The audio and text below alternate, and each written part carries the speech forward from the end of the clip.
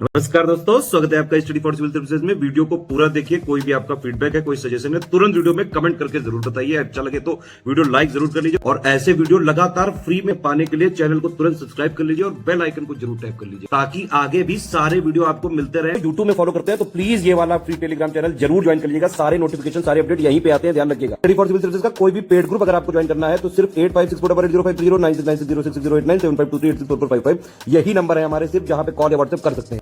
Instagram पे हमारा page जरूर फॉलो कर लीजिएगा, studyforcivil.services है। ट्विटर पे हमको जरूर फॉलो कर लीजिएगा, @studyforcivils है। नमस्कार, स्टडी फॉर सिविल सर्विसेज के यूट्यूब चैनल में आप सबका मैं स्वागत करती हूं और आज के अपने इस वीडियो में हम मॉड्यूल 5 को देखने वाले हैं जो कि आपका यूपीपीएससी बीईओ प्री 2022 के लिए होगा। ये मॉड्यूल आपका हिंदी माध्यम में है। यदि अभी तक आपने हमारा यूट्यूब चैनल सब्सक्राइब नहीं किया तो सब्सक्राइब कर लीजिए। हमारा फ्री टेलीग्राम ग्रुप को भी ज्वाइन कर सकते हैं आप यहाँ पर। ये जो मॉड्यूल्स आपको मैं यहाँ पर पढ़ाती हूँ, पहले तो इन मॉड्यूल्स को पूरा देखिए, कोई भी बीच में स्किप मत करिए। दूसरा, इन मॉड्यूल्स पर आधारित आपको टॉप 25 क्विज क्वेश्चंस कराए जा रहे हैं, पेड क्विज क्वेश्चंस कराए जा रहे हैं आपको, तो उनको ज़रूर सॉल्व करिए, उसको इग्नोर नहीं करना है क्योंकि आपको पता चलेगा जो ये मॉड्यूल्स आप यहाँ पर पढ़ रहे हैं उस पर आधारित प्रश्नों की प्रकृति कैसी रहती है। तो वहाँ पर मिनिमम आपको 25 क्वेश्चंस, इंपॉर्टेंट क्वेश्चंस कराए जाते हैं मॉड्यूल्स पर आधारित, उसको भी ज़रूर से सॉल्व करिए क्योंकि वो भी उतना ही महत्वपूर्ण है जितने कि आपके मॉड्यूल्स। क्योंकि मॉड्यूल्स पढ़ने से सिर्फ आपको नॉलेज मिलेगी, लेकिन जब आप 25 क्वेश्चंस को सॉल्व करेंगे तो पता चलेगा कि उन मॉड्यूल्स पर आधारित या आपके सिलेबस पर जो टॉपिक आधारित प्रश्न कैसे बनते हैं। हमें मेन हमारा टारगेट है अपने प्रश्नों को हल करना है अपने एग्जाम्स के दौरान, तो उन चीज़ों का हमें ध्यान रखना है। तो चलिए, जैसे कि हम हर मॉड्यूल में करते हैं, 3 सब्जेक्ट्स को पिक करते हैं, अलग अलग टॉपिक्स लेकर आते हैं। तो सबसे पहले आज हम प्राचीन भारत यानी कि एंशंट हिस्ट्री को सबसे पहले हम यहाँ पर पढ़ने वाले हैं। तो एंशंट हिस्ट्री को पढ़ें इससे पहले हमें समझना है कि इतिहास क्या होता है। जैसा कि मैं पहले भी बताया था, इतिहास क्या है कि वर्तमान के प्रकाश में अतीत का अध्ययन करना ही आपका इतिहास होता है। ठीक है, आप सैंधव सभ्यता की जो बात कर रहे हैं, यानी कि सिंधु घाटी सभ्यता की, जो इंडस वैली सिविलाइजेशन की जो बात कर रहे हैं, कहते हैं कि हड़प्पा सभ्यता दक्षिण एशिया की पहली नगरीय सभ्यता थी। तो भाई पहली नगरीय सभ्यता है तो ऐसा क्या था कि जो नगरीय सभ्यता इसको कहा गया? हमें ये तो पता है कि भाई ये कांस्य युगीन सभ्यता है, नगरीकृत सभ्यता है, जल विकास और जल संरक्षण प्रणाली से युक्त है ये सभ्यता। तो नगरीय सभ्यता में ऐसी क्या विशेषता थी जिसको नगरीय सभ्यता कहा गया? तो देखेंगे कि हड़प्पा सभ्यता में मुख्यतः नगरों का जो डिवीजन है, विभाजन है, पूर्वी और पश्चिमी भाग में होता था और पश्चिमी भागों को गढ़ या दुर्ग कहा गया और जो सुरक्षा देखेंगे, सुरक्षा प्राचीर से घिरा हुआ था जिसमें शासक वर्ग रहते थे, जबकि पूर्वी भाग निचले शहर के नाम से जाना जाता था जिसमें मुख्यतः जन सामान्य लोग रहते थे। ठीक है, सामान्य जन लोग रहते थे। लेकिन धौलावीरा नगर विभाजन 3 भागों में देखने को मिला इसी नगरीय सभ्यता में, और एक और धौलावीरा जो है नगर का विभाजन 3 भागों में दिखाई देने को मिलता है। वहाँ दक्षिण में भी आवास बने हुए थे और सड़कें, आपको इस नगरीय सभ्यता में सड़कें प्राय कच्ची बनाई जाती थी, लेकिन पक्की सड़कों के भी साक्ष्य मोहनजोदड़ो से मिले हैं। तो कहाँ से किसके साक्ष्य मिले, आपको ये विशेषता याद रखना होगा क्योंकि पीटी में प्रश्न यहीं से बन जाते हैं। जल निकासी की उत्तम व्यवस्था, नालियाँ ढकी हुई होती थी। ढलान वाले स्थान पर नालियों को सीढ़ीदार बनाया जाता था ताकि पानी का जो वेग है वो कम किया जा सके। नगरों में पेयजल के स्रोतों से नालियों को दूर लगाया गया ताकि उसका जल गंदा ना हो। हड़प्पा वासी क्या करते थे, जल संरक्षण पर विशेष बल देते थे उस वक्त, और विशेषकर आप देखेंगे पानी, वर्षा का पानी जिसको आज भी हम स्टोरेज करने पे विश्वास रखते, तो वर्षा के जल जो वर्षा की कमी और भूमिगत जल उपयोग के लायक नहीं था। तो जल संरक्षण के लिए धौलावीरा में कई सारे जलाशयों का निर्माण किया गया ताकि वर्षा के साथ उन्हें, वर्षा के समय जब बारिश होती है ना, तो उसे उन्हें भर सके और अपनी आवश्यकताओं की पूर्ति उससे की जा सके बारिश के पानी से। तो जल संरक्षण और जल निकासी की योजना वर्तमान नगर निर्माण में हमें प्रासंगिक देखने को मिलती है, प्रासंगिक होती है। मकान पक्की ईंटों से बनाए जाते थे, लेकिन कालीबंगा से कच्ची ईंटों के भी निर्माणों के साक्ष्य मिले हैं। मकान में ईंटों को चूने गारे से जोड़ा जाता था। हड़प्पा निवासी भवन निर्माण में उपयोगिता पर विशेष बल देते थे और अलंकरण पर नहीं, मतलब उसके डेकोरेशन पर इतना नहीं, क्योंकि लेकिन कालीबंगा में अलंकृत ईंटों के साक्ष्य देखने को मिलते। तो ये सारी चीज़ें जो मैंने आपको यहाँ बताई है, ये सब नगरीय सभ्यता के कहीं ना कहीं प्रमाण देखने को मिलते हैं जिसके कुछ साक्ष्य आज भी हम अपने मॉडर्न सिटी कह सकते हैं, सिटी योजना में हम देख सकते हैं, नगर नियोजन में हम देख सकते हैं। तो सबसे पहले हड़प्पा सभ्यता की खोज किसने की थी? दयाराम साहनी ने, याद रखिएगा, 1921 में। लेकिन हड़प्पा नामक स्थल सबसे पहले ज्ञात हुआ, इसलिए इसे हड़प्पा सभ्यता, तो सबसे पहले जहाँ पर जो स्थल जहाँ पर प्राप्त हो उसी के नाम के आधार पर सभ्यता का नाम रख दिया गया। जॉन मार्शल ने सबसे पहले इस संस्कृति को सैंधव सभ्यता कहकर पुकारा। क्यों? क्योंकि संस्कृति के स्थल सिंधु और उनकी सहायक नदियों के किनारे मिले थे, इसलिए इन्होंने इसको सैंधव सभ्यता कहा। सबसे पहले इसके साक्ष्य हड़प्पा में मिले थे, इसको हड़प्पा सभ्यता कह दिया गया। अब जॉन मार्शल, अलग अलग व्यक्तियों के नाम है, याद रखिएगा। जॉन मार्शल ने अपनी पुस्तक Mohenjodaro and the science civilization में सुझाव दिया कि भविष्य में यदि कोई सिंधु घाटी से बाहर स्थल मिलते हैं तो इस सभ्यता का नाम भारतीय सभ्यता रखा जाएगा। ठीक है।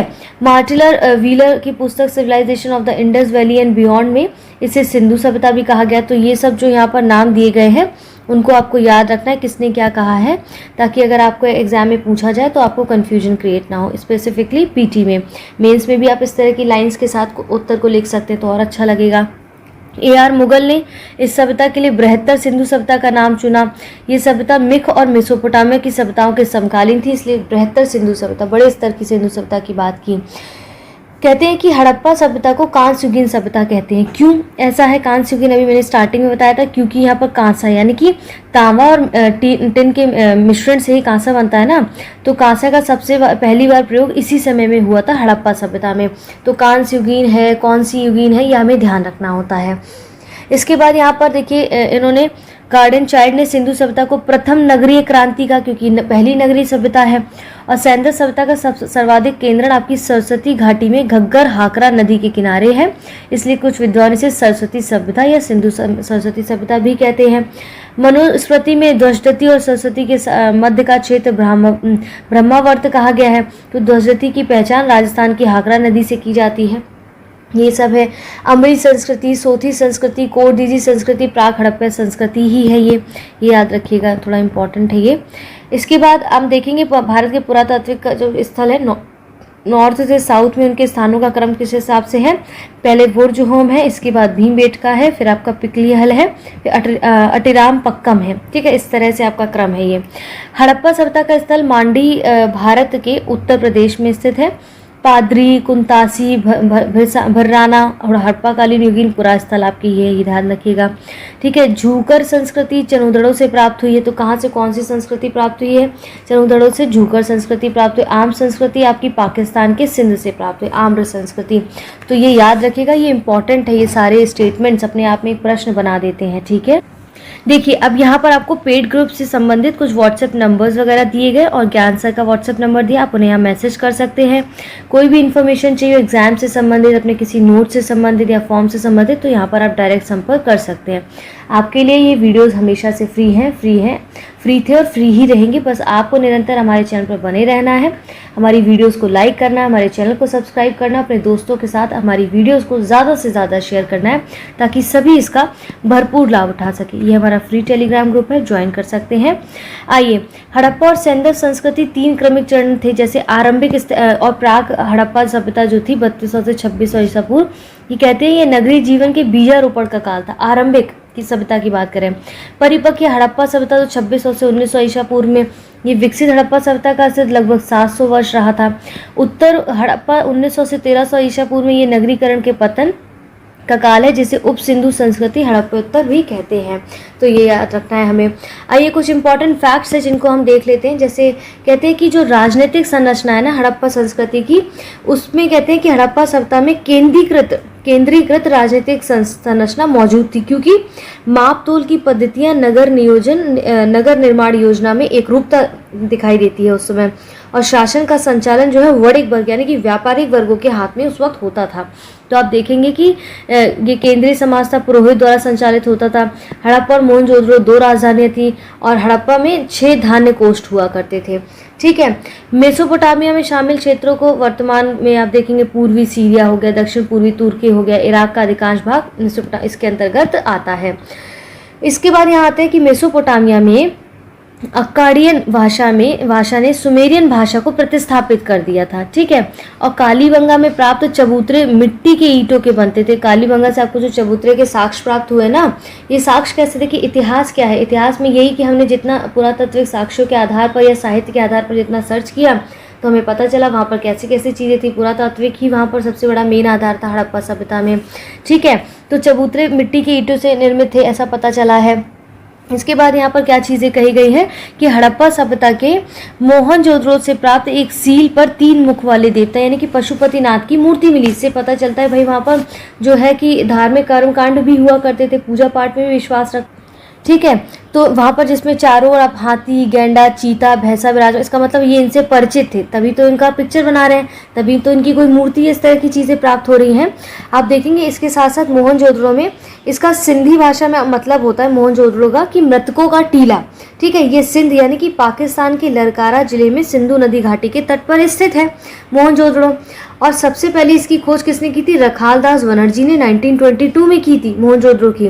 और इसकी शासन व्यवस्था कैसी थी? राजतंत्रात्मक ना होकर जनतंत्रात्मक थी। सोचिए उस वर्ष, उस समय की बात की जा रही है। यहाँ पर आपको क्या क्या और साक्ष्य मिले, जैसे बृहद स्नानागार मिला है, मोहनजोदड़ो का सर्वाधिक महत्वपूर्ण सार्वजनिक स्थल मिला है, इसके केंद्रीय खुले प्रांगण के बीच जलकुंड या जलाशय बना मिला है, तांबे और टिन को मिलाकर हड़प्पावासी कांसे का निर्माण करते थे, ये हमने अभी स्टार्टिंग में पढ़ा। मोहनजोदड़ो से कांसे की एक नर्तकी की मूर्ति भी पाई जाती है जो द्रवी मोम विधि यानी कि लॉस्ट वैक्स मेथड के से बनी होती है। ये मैंने आपको आर्ट एंड कल्चर में किसी मॉड्यूल में अच्छे से समझाया है, ठीक है। तो यहाँ पर लॉस्ट वैक्स मेथड से जो है नर्तकी की मूर्ति बनी होती थी। किस तरह क्या कहते हैं, मोम से एक ढांचे को बनाकर पूरा उसमें किस तरह से उसको मिट्टी भर देते थे अंदर उनके छिद्रों के थ्रू, और मोम को पिघलाकर वो एक आकृति प्राप्त हो जाती थी। फिर उस आकृति में छिद्रों के थ्रू उसमें जो है तांबा या फिर टिन या फिर कह सकते कांसा वगैरह डाल के पिघलाकर डालते थे और वो आकृति ले लेती थी। तो यहाँ पर एक नर्तकी की कांसे की मूर्ति मिली है, मतलब उस समय की बात की जा रही है जब हम इमेजिन ही नहीं कर सकते कि कोई सुविधा नहीं, कोई इस तरह से आधुनिक टेक्नोलॉजी नहीं, तब इन चीज़ों को हमें साक्ष्य मिले हैं, ठीक है। इसके बाद कहते हैं कि हड़प्पा शहरों का जो उत्तर से दक्षिण की ओर सही क्रम है वो हड़प्पा है पहला, फिर मतलब पंजाब के मांटी गोमरी, कालीबंगा राजस्थान, मोहनजोदड़ो सिंध के लरकाना, लोथल गुजरात।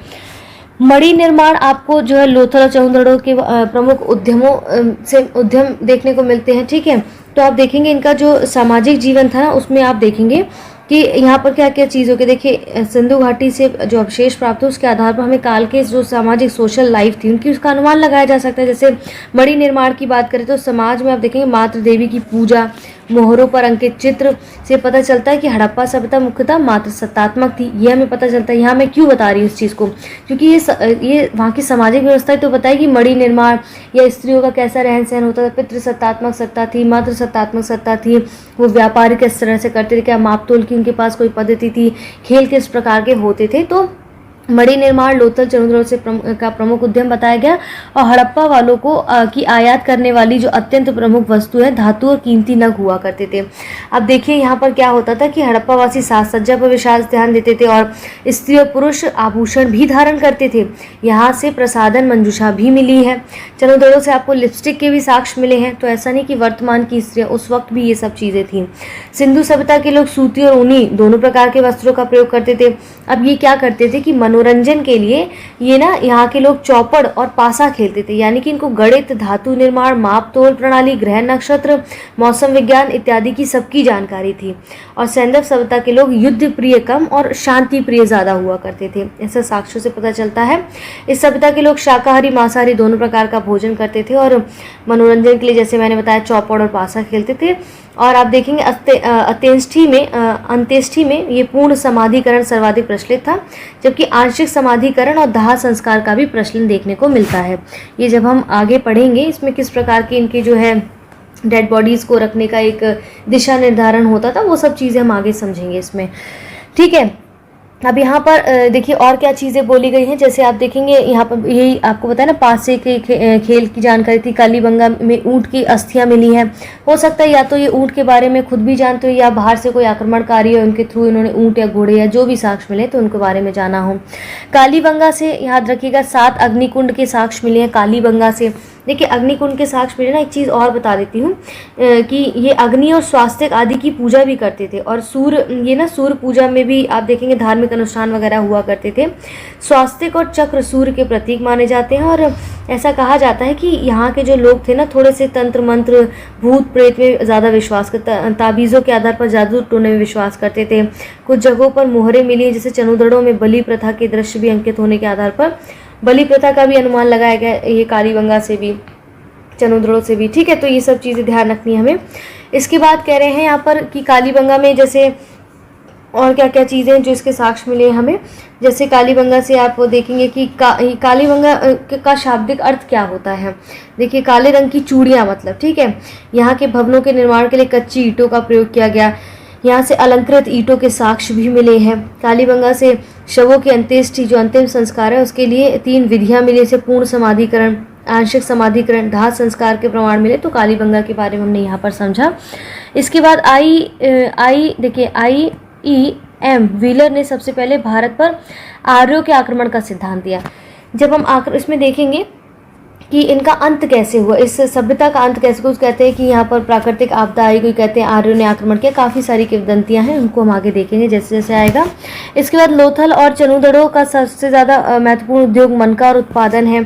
तो लोथल में देखेंगे कि ये एक स्थल है जो प्रमुख बंदरगाह था, जो पश्चिम एशिया के व्यापार का प्रमुख स्थल माना जाता है, ठीक है। और लोथल में नगर को 2 भागों में न बांटकर एक ही रक्षा प्राचीर से पूरे नगर को दुर्गीकृत किया जाता था। जबकि आप देखेंगे चनुदड़ों में जो है एकमात्र पुरस्थल है ये, और जहाँ से वक्राकार ईंटें मिली हैं। चनुदड़ों में किसी दुर्ग का अस्तित्व नहीं मिला है।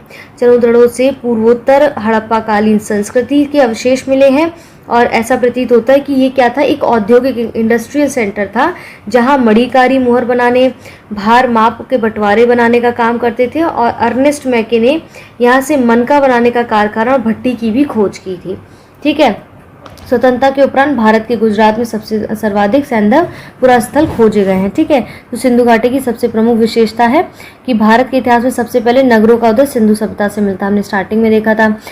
इसके बाद आता है कि सर मार्टिमर व्हीलर ने हड़प्पा संस्कृति के विघटन के लिए इंद्र को माना कि भाई बाढ़ आ गई होगी, इस कारण से भी ये नष्ट हो गया।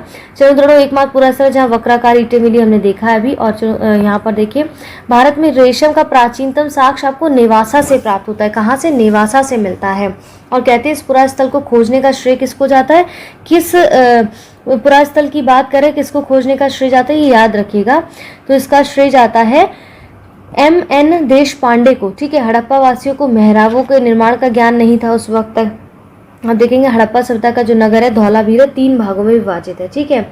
धौलावीरा की अब मैं बात करूं तो धौलावीरा की विशेषताएं क्या थी बाकियों के कंपैरिजन में। तो धौलावीरा जो है ये नगर कहते हैं 3 भागों में विभाजित था। हमने यहाँ पर देखा 3 भागों में विभाजित था, मतलब ये दुर्गा भाग मध्यम नगर और निचला नगर, ठीक है, इस तरह से था। धौलावीरा से हड़प्पा सभ्यता का एकमात्र स्टेडियम उस वक्त खेल का मैदान मिला है, ठीक है। और धौलावीरा के जो निवासी हैं जल संरक्षण की टेक्निक से काफ़ी अच्छे से परिचित थे, हमने स्टार्टिंग में समझा था ना। अब आते हैं कि ये जो धौलावीरा है गुजरात के कच्छ जिले के भचाऊ तालुका में स्थित है, और इसकी खोज किसने की थी? 1967 में JP जोशी ने की थी। और यहाँ से जो प्राप्त होने वाली सिंधु लिपि के 10 बड़े चिन्हों से निर्मित शिलालेख महत्वपूर्ण उपलब्धि भी हमें प्राप्त हुई है। तो धौलावीरा से ये सारी चीज़ें हमें प्राप्त हुई हैं, ठीक है। इसके बाद आते हैं यहाँ पर देखिए, सैंधव मुद्राओं का सर्वाधिक प्रचलित अभिप्राय एक श्रृंगी है, ठीक है। कोट दीजिए हड़प्पाई, आप देखेंगे कि स्थल से दुर्गीकरण के साक्ष्य मिलते हैं, और रेखीय मापन के लिए हाथी दांत का पैमाना लोथल से प्राप्त हुआ है। तो उस वक्त हाथी दांत का बहुत इस्तेमाल होता था, जिसे आप बैन कर दिया गया है, ठीक है। प्राचीन भारत में लंबाई नापने के लिए इकाई रिक्तिका कहलाती थी, हमने देखा गणित का, ठीक है। इनको गणित और इन सब का काफ़ी ज्ञान था, आंकड़ों का, नक्षत्रों का। सिंधुकालीन समाज में गुजरात के तट पर स्थित प्रमुख बंदरगाह लोथल और मुंद्रा थे, ठीक है। हड़प्पा कालीन लोगों को तरबूज, खजूर, ठीक है, खजूर, नींबू और अनार आदि फसलों का ज्ञान था, यानी कि इनको कृषि करना आ गया था तब तक, तभी तो इन सब चीज़ों का इनको ज्ञान था ना भाई वहाँ पर। तो ये सब चीज़ें क्या है, इनके कृषि के में खुद को लिप्त देखा गया इनको। तो इसको देखते हैं कि मतलब इसका मतलब क्या है कि हमें इनके आर्थिक जीवन के बारे में समझना चाहिए, भाई इनका आर्थिक जीवन कैसा था। तो देखेंगे आप, चलिए देखिए, जैसे आर्थिक जीवन की जो मैं बात कर रही हूँ कि इनका आर्थिक जीवन समझते कि कैसा था। तो देखेंगे यहाँ पर प्रमुख रूप से उन्नत कृषि व्यापार हुआ करता था, और इस काल की जो इकोनॉमी थी वो सिंचित कृषि अधिशेष और पशुपालन, विभिन्न दस्तकारियों में दक्षता, समृद्ध आंतरिक और विदेशी व्यापार पर ही बेस्ड थी। सैंधव सभ्यता का जो व्यापार है केवल सिंधु क्षेत्र तक ही सीमित नहीं था, बल्कि मिस्र, मेसोपोटामिया, मध्य एशिया से भी व्यापार हुआ करता था। अब इस सभ्यता के लोग जो मुख्यतः हैं देखेंगे गेहूं, जौ, राई, मटर, तिल, सरसों, कपास आदि की भी खेती किया करते थे। और सबसे पहले कपास पैदा करने का श्रेय सिंधु सभ्यता के लोगों को ही दिया जाता है। ठीक है, आप देखेंगे यूनानियों ने इसे सिंडन यानी कि सिडोन नाम भी दिया। क्यों? क्योंकि ये लोग तरबूज, खरबूज, नारियल, अनार, नींबू जैसे फलों से भी काफ़ी परिचित थे।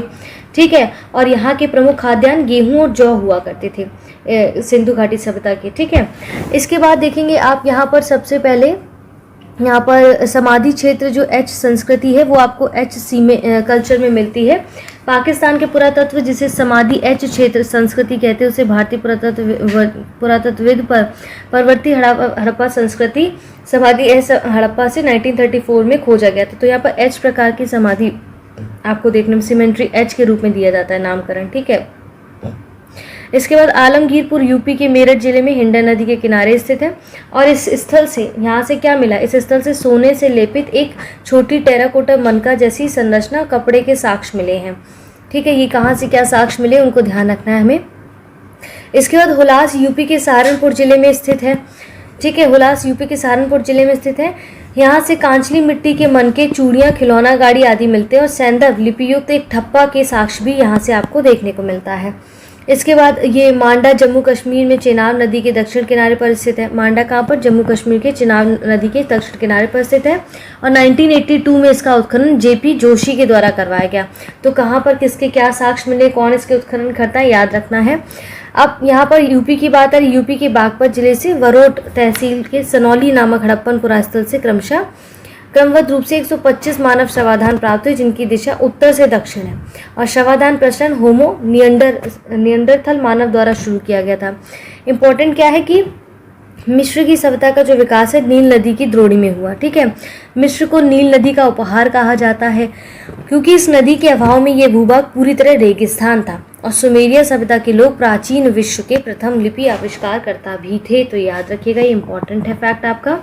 सबसे पहले सेंदर निवासियों ने कपास की खेती प्रारंभ की, हमने देखा था। और भारत में कपास यूनान गए और जिसे यूनानी हिंडन के नाम से पुकारते, हमने भी इसको ऊपर समझा है। सुतकोटड़ा से स्थलों से कुबड़दार ऊंट का भी जीवाश्म आपको मिले हैं। ठीक है, सुतकोटदा लोथल कालीबंगा से घोड़े की मूर्तियां, हड्डियां, जबड़े आदि अवशेष प्राप्त हुए। तो घोड़े के भी साक्ष्य यहाँ से मिले। दैट मीन्स घोड़े के बारे में जानते थे, शायद उनसे अवगत थे। लोथल और चंद्रों के मनके बनाने का कार्य होता था। और लोथल बालाकोट के सीप उद्योग के लिए भी काफ़ी प्रसिद्ध है, हमने स्टार्टिंग में समझा था इसको। अब देखिए, मेलुआ की जो पहचान है सिंधु क्षेत्र से हुई है। ठीक है, और दिलमुन की पहचान आपकी फारस की खाड़ी के बहरीन से की गई है। सुमेरी अभिलेखों में दिलमुन को साफ सुथरे नगरों का स्थान, उस समय की बात कर रहे हैं, दिलमुन को साफ सुथरे नगरों का स्थान या सूर्योदय का क्षेत्र और हाथियों का देश भी कहा जाता था। ठीक है, ये इंपॉर्टेंट है, याद रखना है आपको। इसके बाद यहाँ पर कालीबंगा, तो जो कालीबंगन से बैल की ताम्र मूर्ति प्राप्त हुई है। तो कालीबंगा से और क्या क्या चीज़, जैसे कालीबंगा देखेंगे आप, यहाँ पर भवनों का जो निर्माण है कच्ची ईंटों के द्वारा हुआ। और यहाँ से अलंकृत ईंटों के साक्ष्य भी मिले हैं। यहाँ से जुते हुए खेत के भी साक्ष्य मिले हैं। कालीबंगा में जो शवों के अंत्येष्टि संस्कार है उसकी 3 विधियां मिली, जैसे हमने स्टार्टिंग में देखा था। पूर्ण समाधिकरण, आंशिक समाधिकरण, दाह संस्कार के प्रमाण मिले हैं। ठीक है, कालीबंगा से। और यहाँ पर बैल की ताम्र मूर्ति प्राप्त हुई है और लोथल से कुत्ते की ताम्र मूर्ति प्राप्त हुई। इसका मतलब ये इनसे जो है पूरी तरह से अवगत थे। ठीक है, सैंधव काल में सर्वाधिक मोहरें सेल खड़ी से बनी हुई आपको मिलती हैं। इसके बाद हड़प्पा, यहाँ पर देखिए, मातृ देवी और शिव की पूजा के अतिरिक्त सैंधव निवासी पशुओं, पक्षियों, वृक्षों के आदि की उपासना करते थे। मतलब ये प्रकृति की भी पूजा करते थे, उनके इम्पोर्टेंस को समझते थे। मातृ देवी से ऐसा पता चलता है कि मातृ सत्तात्मक वहाँ पर व्याप्त थी। कालीबंगन में शव दक्षिणोत्तर, रोपण में पूर्व से पश्चिम और लोथल पूर्व से पश्चिम दिशा से प्राप्त हुए शव की स्थिति। ठीक है, आइए देखिए, अब यहाँ पर हड़प्पा सभ्यता जो है, यहाँ पर कुछ सिंधु घाटी के सभ्यता के प्रमुख स्थल हमें मिले हैं, जिसमें से सबसे पहले हड़प्पा सभ्यता। तो सिंधु घाटी सभ्यता के अवशेषों की जो खोज है सबसे पहले 1921 में किसने की थी? 1921 में हड़प्पा की खोज की गई। और हड़प्पा जो है वर्तमान में रावी नदी के बाएं तट पर पाकिस्तान के पंजाब प्रांत के मोंटगोमरी जिले में स्थित है। ये हमने इसकी स्थिति के बारे में जाना। इसके बाद आप देखेंगे जॉन मार्शल ने इस सभ्यता को सबसे पहले सिंधु सभ्यता का नाम दिया था, हमने देखा था सबसे पहले इसको। स्टुअर्ट पिगट ने इसे अर्ध औद्योगिक नगर कहा और यहाँ के निवासियों का एक बड़ा भाग व्यापार, तकनीकी उत्पाद और धर्म के कार्यों में संलग्न था। इन्होंने हड़प्पा और मोहनजोदड़ो को एक विस्तृत साम्राज्य की जुड़वा राजधानी भी कहा था। ठीक है, नगर की रक्षा के लिए पश्चिम की ओर एक दुर्ग का निर्माण कराया गया था। ये दुर्ग नॉर्थ से साउथ की ओर 415 मीटर लंबा और ईस्ट से वेस्ट की ओर 195 मीटर चौड़ा है। जिस टीले पर यह दुर्ग बना है उसे व्हीलर ने माउंट एबी की संज्ञा का नाम दिया था यहाँ पर। ठीक है, इसके बाद देखते हैं यहाँ पर कई जैसे हरियाणा हो गया, पश्चिमी उत्तर प्रदेश, जम्मू कश्मीर और पश्चिमी महाराष्ट्र के भागों में पाए जा चुके हैं। यहाँ पर कुछ सभ्यता के अवशेष जो हैं। हड़प्पा सभ्यता का सर्वाधिक पश्चिमी पुरास्थल सुतकांगेडोर है जो कि बलूचिस्तान में। पूर्वी पुरास्थल आप देखेंगे आलमगीरपुर है जो कि पश्चिमी यूपी में है। उत्तरी पुरास्थल मांडा है जो कि जम्मू कश्मीर है, याद रखना है आपको। दक्षिणी पुरास्थल दहमाबाद जो कि महाराष्ट्र में है। ठीक है, ये सिंधु सभ्यता के 3 केंद्रीय नगर हड़प्पा, मोहनजोदड़ो, धौलावीरा समकालीन बड़ी बस्तियां थी।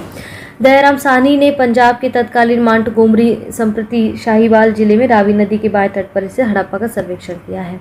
ठीक है, हड़प्पा से प्राप्त 2 टीलों में पूर्वी टीले को नगर टीला और पश्चिमी टीले को दुर्ग टीले के नाम से संबोधित किया जाता है।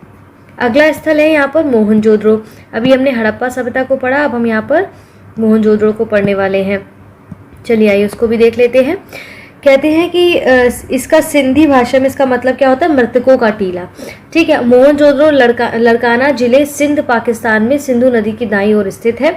इसकी खोज 1922 में रखालदास बनर्जी ने की थी और मोहनजोदड़ो का सबसे पहला उल्लेख जो है वो बृहद स्नानागार इसका स्मारक है। ठीक है, तो आप देखेंगे और ये जो मोहनजोदड़ो शासन व्यवस्था है ना, ये राजतंत्रात्मक ना होकर जनतंत्रात्मक थी, ध्यान रखिएगा। वृहद स्नानागार मोहनजोदड़ो का सर्वाधिक महत्वपूर्ण सार्वजनिक स्थल है। इसका केंद्रीय खुले प्रांगण के बीच जलकुंड या जलाशय बना है। तांबे और टिन को मिलाकर हड़प्पावासी कांसे का निर्माण करते थे। मोहनजोदड़ो से कांसे की एक नर्तकी की मूर्ति पाई गई है जो कि आप लॉस्ट वैक्स मेथड पर बनी हुई है, हमने देखा था अभी इसको। ठीक है, विशाल स्नानागार धर्म अनुष्ठानों से संबंधित स्नान के लिए इसको बनाया गया था। धर्म कांडों में भी लिप्त थे ये। इसके बाद स्तूप टीला भी इसको कहा गया क्योंकि मोहनजोदड़ो के पश्चिम भाग में स्थित दुर्ग टीले को स्तूप टीला कहा गया। फिर आप देखेंगे यहाँ पर कि मोहनजोदड़ो से क्या क्या प्राप्त हुआ था। अवशेषों में कांसे की नर्तकी, नारी की मूर्ति, पुजारी योगी की मूर्ति, मुद्रा पर अंकित पशुपति शिव की मूर्ति के साक्ष्य मिले हैं। ठीक है, 130 किलोमीटर दक्षिण पूर्व में स्थित चनूदड़ो की सबसे पहली खोज 1931 में एम.जी. मजूमदार ने की थी। 1935 में इसका उत्खनन मैके ने शुरू किया। तो ये सब चीज़ें आपको याद रखनी है। पीटी के साथ साथ ये आपके मेंस के लिए भी काफ़ी इंपॉर्टेंट फैक्ट्स हैं। ठीक है, इसके बाद लोथल की अगर हम बात करें तो लोथल ये गुजरात के अहमदाबाद जिले के सरगवाला ग्राम के समीप दक्षिण से भोगवा नदी के तट पर स्थित है। इसकी सबसे पहले खोज अगर हम बात करें तो 1955 में डॉक्टर S.R. राव ने की थी। ठीक है, आप देखेंगे लोथल में कि इसका एक स्थल है, ये स्थल एक प्रमुख बंदरगाह था जो पश्चिम एशिया के व्यापार का प्रमुख स्थल है। लोथल में नगरों को 2 भागों में न बांटकर एक ही रक्षा प्राचीर से पूर्वी नगर को दुर्गीकृत किया गया था। ठीक है, लोथल का सबसे प्रमुख विशेषता क्या है, जहाजों की गोदी यानी कि डॉक यार्ड। देखिए कालीबंगा, तो कालीबंगा के बारे में भी हमने पढ़ा था कि ये राजस्थान के गंगानगर जिले के घग्गर नदी के बाएं तट पर स्थित है और यहाँ पर सिंधु घाटी सभ्यता के महत्वपूर्ण अवशेष मिले हैं जिसमें एक छोटा नगर है, एक दुर्ग मिला है। कालीबंगा 4000 ईसा पूर्व से अधिक प्राचीन है और 1952 में अलमानंद घोष ने इसकी खोज की थी।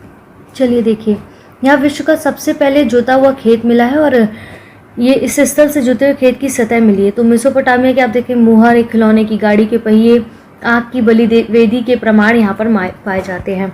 धौलावीरा की अगर मैं बात करूँ तो गुजरात के कच्छ जिले के भचाऊ तालुका में स्थित है और धौलावीरा के निवासी जल संरक्षण की टेक्निक से भी जानते थे और 3 भागों में नगर विभाजित था, दुर्गा भाग, मध्य नगर और निचला भाग। ठीक है, और धौलावीरा से हड़प्पा सभ्यता का एकमात्र स्टेडियम यानी कि खेल का मैदान यहीं से आपको प्राप्त होता है। 1992 में इसकी खुदाई R.S. विष्ट और उनके सहयोगियों द्वारा की गई थी और पुरातात्विक स्थलों में हड़प्पा जो है सबसे ज़्यादा स्थलों में से एक है धौलावीरा, जो हमें महान स्नानागार जलाशय के बारे में महत्वपूर्ण जानकारी देता है। सुरकोटडा की अगर मैं बात करूं तो आप देखेंगे कि ये गुजरात के कच्छ जिले में स्थित है। यहाँ कब्रिस्तान के कलश शवादान के साक्ष्य मिले हैं। यहाँ घोड़े की कुछ हड्डियों के साक्ष्य मिले। कुछ लोग कहते हैं, ऐसा मानना है कि ये घोड़े के बारे में जानते थे या फिर कोई विदेशी आक्रमणकारी या विदेशी व्यापारियों से उसके बारे में पता चला। तो वहाँ पर फिलहाल घोड़े के हड्डियों के साक्ष्य मिलते हैं।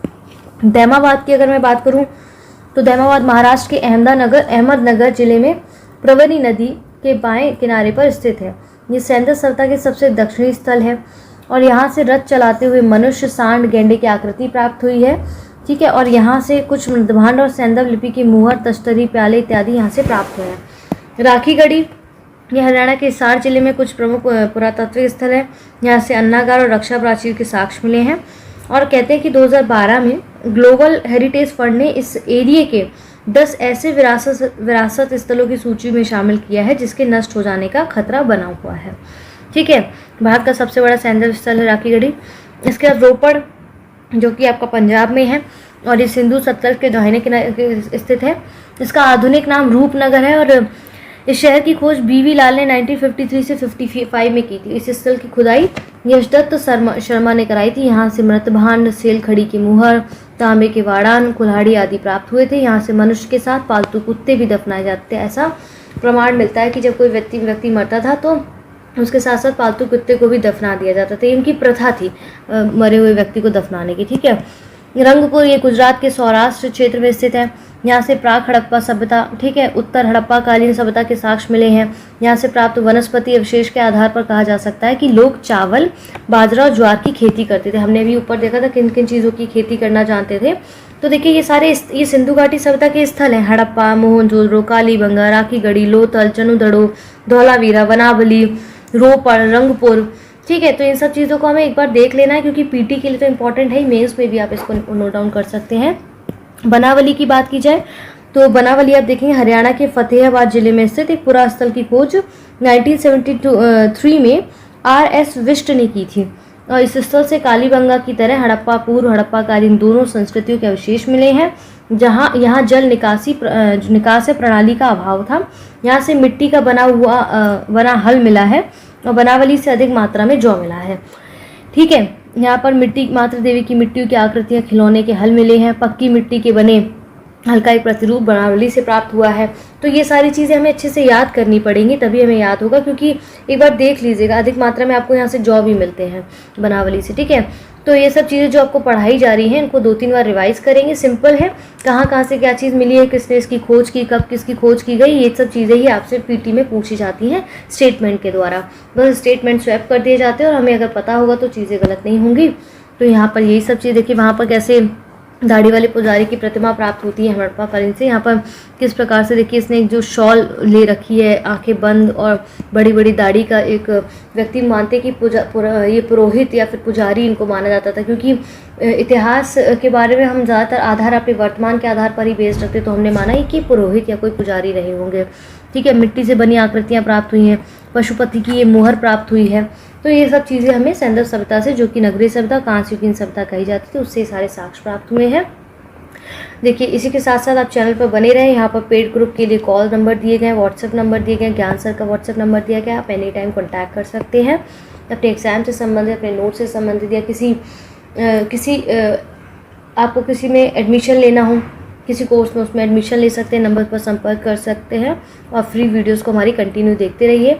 अगला सेगमेंट आज का हमारा क्या होगा, भारत का भूगोल। अब हम इंडियन ज्योग्राफी को देखने वाले हैं। यदि आप इंडियन ज्योग्राफी देख रहे हैं तो सबसे पहले थोड़ा सा पॉज लेके यहाँ पर एक बार एटलस या फिर ऑक्सफोर्ड की बुक निकाली थी, ताकि कोई भी इस प्रकार की मैपिंग आती है तो उसको साथ साथ में देखते जाइए। जब भी मैं ज्योग्राफी पढ़ाऊँ तो ज्योग्राफी में मैपिंग के लिए आपको ये करना ही पड़ेगा। ठीक है, चलिए शुरू करते हैं आज के अगले टॉपिक को।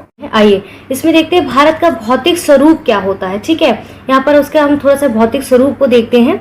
तो भारत क्या एक विशाल भूभाग है, बड़ा भूभाग क्षेत्र है। इसका निर्माण बहुत सारे भूगर्भीय कालों के दौरान हुआ है, जिसमें उसके उच्चावचों को प्रभावित किया है। ठीक है, इसके अतिरिक्त आप देखिए भूगर्भीय जो निर्माण है उसकी अन्य प्रक्रिया जैसे अपक्षय हो गया, अपर्दन हो गया, विक्षेपण के द्वारा जो आज वर्तमान में उच्चावच है उनका निर्माण और संशोधन हुआ है। ठीक है, अपक्षय, अपर्दन, विक्षेपण के कारण उनका संशोधन जो है, उच्चावचों का निर्माण और संशोधन होता रहता है। कुछ प्रमाणों के आधारित सिद्धांतों की सहायता से भूगर्भ शास्त्रियों ने इन भौतिक आकृतियों के निर्माण की व्याख्या करने की कोशिश की है। मेन आता है जो इम्पोर्टेंट है, वो है आपका प्लेट विवर्तन का सिद्धांत। अब इसके पीछे की जो स्टोरी है हमें उसके समझने का भरपूर जो है प्रयास करना चाहिए। देखिए, जो प्रेजेंट टाइम में जो अर्थ है उसके 70.8%, कितना 70.8% पर आप देखेंगे भाग पर जो है वाटर है। क्या है? वाटर है आपका। ठीक है, 29.2% पर आपका भाग क्या है? स्थल है ये। ठीक है, पानी है, ये स्थल है आपका। लेकिन जो वैज्ञानिक कहते हैं कि उनके अनुसार महाद्वीपों और महासागरों का जो वर्तमान स्वरूप है वो जो आज मानचित्रों में दिखाई पड़ता है वो हमेशा से वैसा नहीं था और फ्यूचर में भी वर्तमान जैसा रहेगा इसकी भी गारंटी नहीं है। सवाल उठता ये है कि स्टार्टिंग टाइम पीरियड में, प्रारंभिक समय में महाद्वीपों और महासागरों की जो कंडीशन थी, अवस्थिति थी, वो कैसी थी और इसकी स्थिति में परिवर्तन के लिए कौन कौन से कारण जिम्मेदार हैं और ये कारण कैसे जो है इफेक्ट होते हैं, कैसे इफेक्ट करते हैं। तो इन सभी प्रश्नों का समाधान करने का प्रयास जो है भूगर्भियों ने किया और उनके लिए कुछ सिद्धांतों का प्रतिपादन किया। जैसे आप देखेंगे 1596 में, जी हाँ 1596 में अब्राहम और टेलियस ने देखेंगे अटलांटिक महासागर के दोनों तरफ की तटरेखा की समानता के आधार पर उत्तर अमेरिका, दक्षिण अमेरिका, यूरोप और अफ्रीका के एक साथ जुड़े होने की संभावना को व्यक्त किया। इसके पीछे की स्टोरी बता रही हूँ।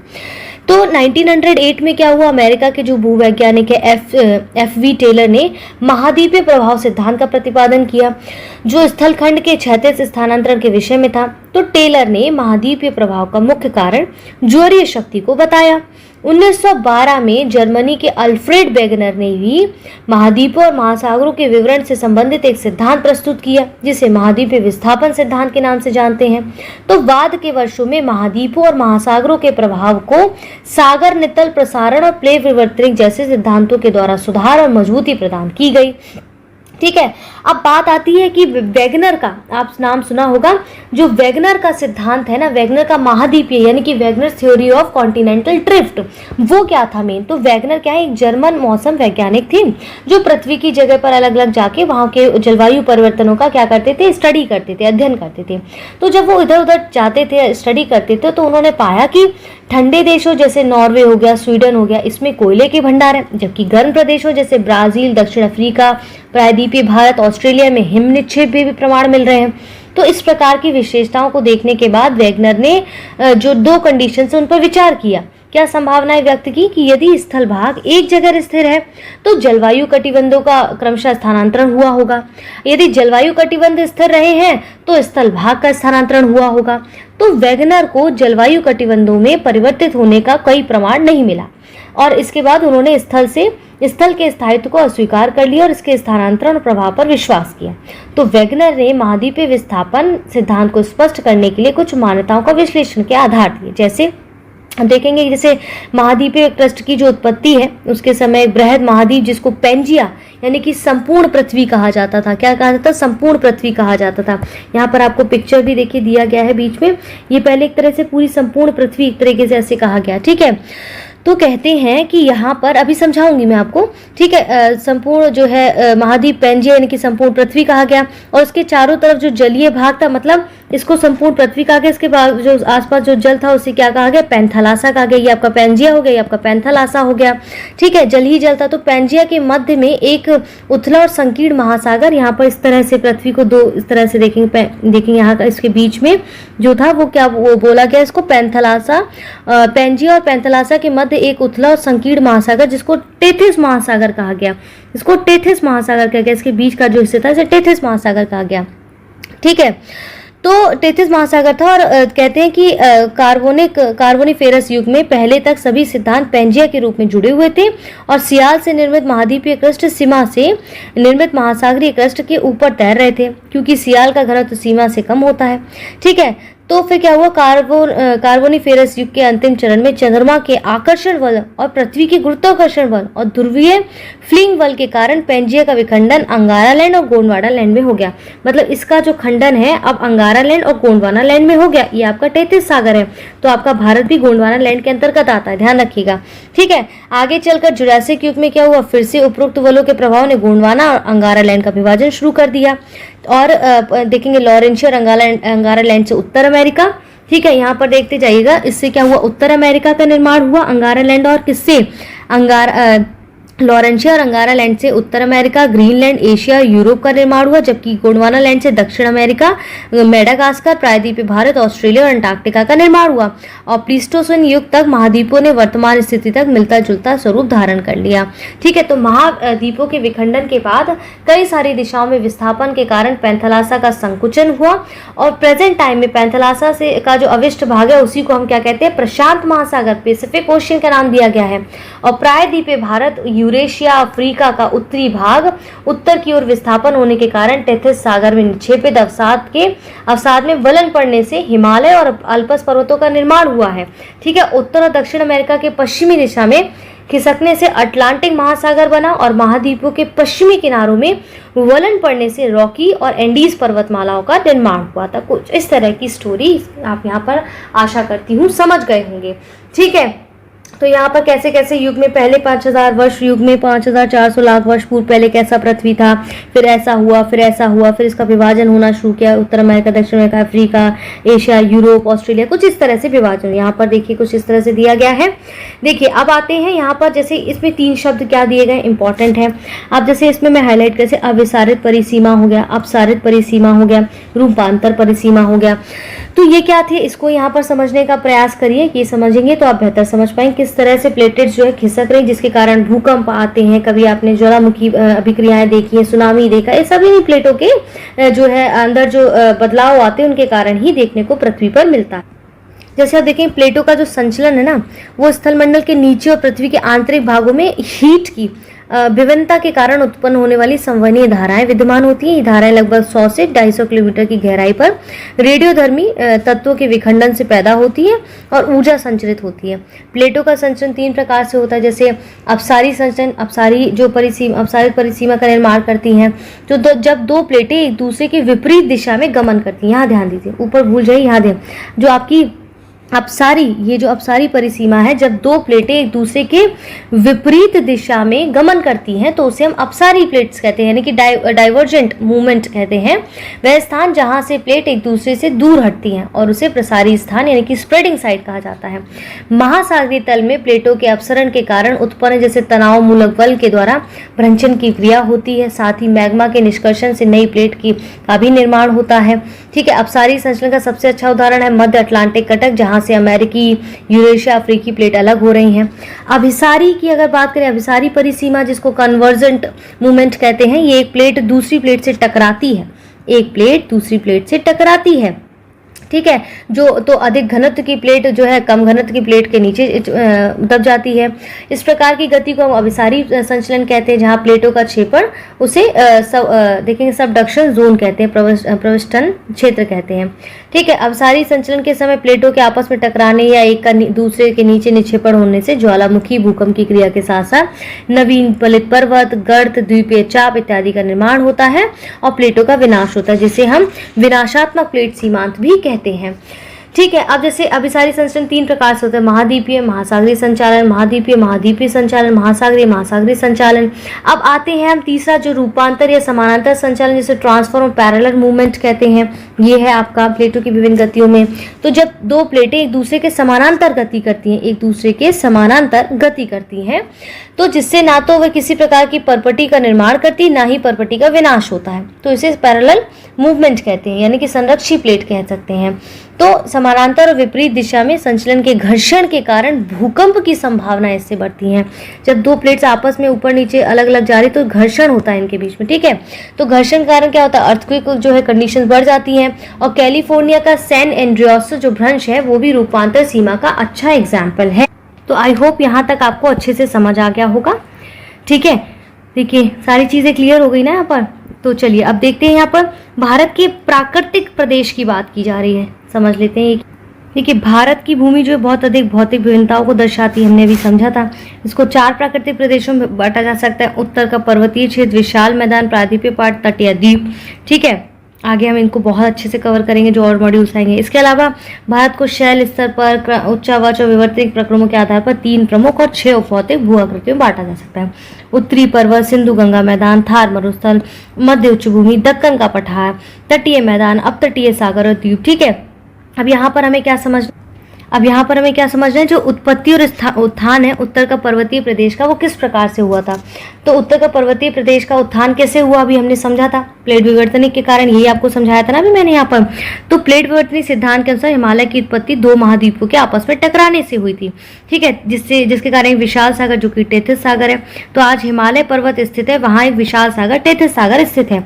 टेथिस सागर के अंगारा लैंड और आपका गोंडवाना लैंड के बीच का जो क्या था हिस्सा, ये आपका टेथिस सागर था, जिसे वर्तमान में प्रशांत महासागर के नाम से जानते हैं।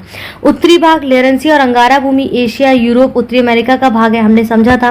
दक्षिणी भाग जिसमें भारत आप देखेंगे आता है गोंडवाना लैंड, ठीक है, ये आपका लॉरेंसिया अंगारा था, ये आपका गोंडवाना लैंड था।